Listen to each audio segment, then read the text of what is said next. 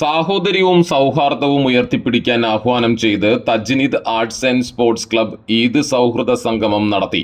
Kerala Sangeetha Nataka academy award ജേതാവ് മനോഹരൻ പാവറട്ടി ഉദ്ഘാടനം ചെയ്തു.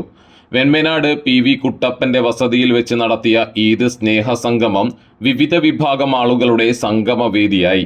തജ്നീദ് ക്ലബിന്റെ 21ാം വാർഷികാഘോഷം മുല്ലശ്ശേരി ബ്ലോക്ക് പഞ്ചായത്ത് വികസന സമിതി ചെയർമാൻ MK അനിൽകുമാർ ഉദ്ഘാടനം ചെയ്തു.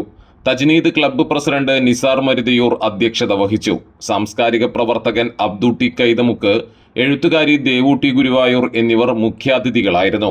ചടങ്ങിൽ PV കുട്ടപ്പൻ, കമലു കുട്ടപ്പൻ എന്നിവരെ ആദരിച്ചു.